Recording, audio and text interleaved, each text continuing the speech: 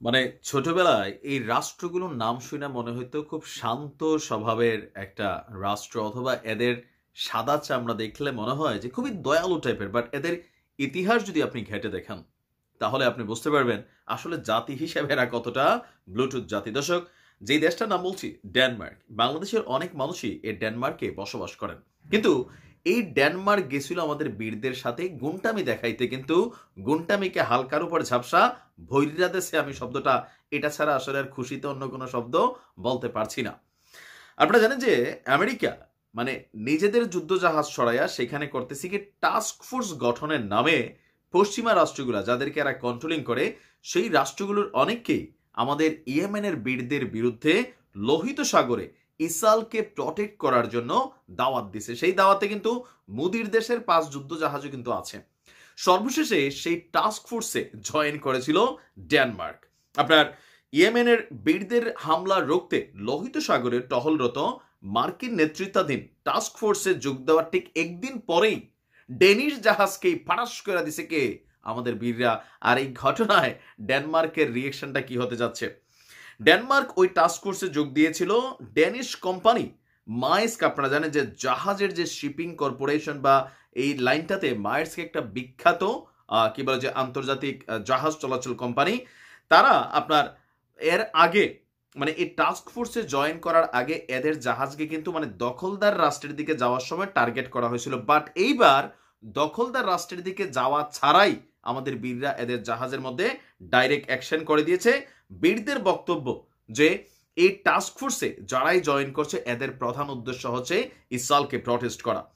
Danish shipping company Myers লোহিত সাগর দিয়ে আগের মতন সাহস করে এবার একটু যেহেতু টাস্ক ফোর্স গঠিত হয়েছে চলাচল করার জন্য একটা কন্টেইনার জাহাজ নিয়ে রওনা হয়েছিল অন্য দেশের উদ্দেশ্যে। গতকালকে আপনার এদের একটি কন্টেইনার জাহাজে ক্ষেপণাস্ত্র হামলা চালিয়ে বসেছে আমাদের বীররা। ভূমি থেকে সাগরে নিক্ষেপযোগ্য একটি ক্ষেপণাস্ত্র ইয়েমেনের হুদাইদা বন্দর থেকে 55 নটিক্যাল মাইল পশ্চিমে জাহাজটিতে সরাসরি আঘাত হেনেছে। মাত্র 10 দিন আগে মার্কিন নেতৃত্বাধীন কথিত টাস্ক ফোর্সে আপনার মানে জয়েন করেছিল কি বলা হয় যে আপনার এই ডেনিশ কোম্পানি। আর এর পরপরই এদের কপালে উলু লাগছে। ওই সাগরে মোতায়েন মার্কিন যুদ্ধজাহাজ ইউএসএস গ্র্যাবলির কমান্ডার তিনি বলছেন প্রথম ক্ষেপণাস্ত্রটি আঘাত হানার পর আরো 2টি ক্ষেপণাস্ত্র নিক্ষেপ করেছিল আমাদের ইয়েমেনের বীররা, কিন্তু সেগুলো মার্কিন নেতৃত্বাধীন যেই রণতরীগুলো আছে তাদের আপডেট সিস্টেমের মাধ্যমে সেই ক্ষেপণাস্ত্রগুলিকে গুলি করে আপনার ধ্বংস করা হয়েছে। ইয়েমেনের একটি বন্দর থেকে ক্ষেপণাস্ত্রগুলো নিক্ষেপ করা হয়েছে বলেও বিভিন্ন বার্তা সংস্থা বলছে। বলা হচ্ছে যে আমাদের সেই উপত্যকায় দখলদারদের গণ যে অ্যাক্টিভিটিস চলছে সেটার প্রতিবাদে এ পর্যন্ত লোহিত সাগরের বাব আল মন্দেব পয়েন্টে প্রায় 2 ডজন বাণিজ্যিক জাহাজ যেগুলো পশ্চিমাদের ইভেন ইসরায়েলের সাথে কানেক্টেড সেই জাহাজগুলোতে হামলা চালানো হয়েছে।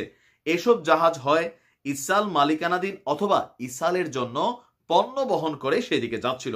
এই ঘটনায় মায়ার্সকের কন্টেইনার জাহাজটির ক্ষতি হলেও কেউ আহত হয়নি বলে দাবি করেছে আপনার কি বলা হয় যে মার্কিন বাহিনী স্যান্ডকম। তারা দাবি করছে জাহাজটি তার নির্ধারিত রুটে পথ চলা অব্যাহত রেখেছে। ড্যানিশ মালিকানাধীন এবং সিঙ্গাপুরের পতাকাবাহী জাহাজটিতে সিঙ্গাপুর থেকে পণ্য বহন করে ইসরায়েলের হাইফা বন্দরের দিকে যাচ্ছিল। আর এর মাঝখানেই এই ঘটনা ঘটিয়েছে বীররা। আমি ইয়েমেনকে ধন্যবাদ দিতে চাই যে এই ঘটনাগুলোকে অব্যাহত রাখার জন্য, এটা একটা চাপ তৈরি করার জন্য। যারাই আসবে এরকম ভাবে ওয়েলকাম করা দরকার। হয়তো ইয়েমেনের উপর টুডে টুমরো আমরা কখনো একটা বড় কিন্তু ঘটনা দেখতে পাবো, যদিও ইয়েমেন বলছে উই আর রেডি, এবং ইরান তো পেছন থেকে আছেই। তারপরেও বিষয়টা কোন দিকে যাবে আল্লাহ ভালো জানে, দেখা যাক। ভালো থাকুন, আসসালামু আলাইকুম।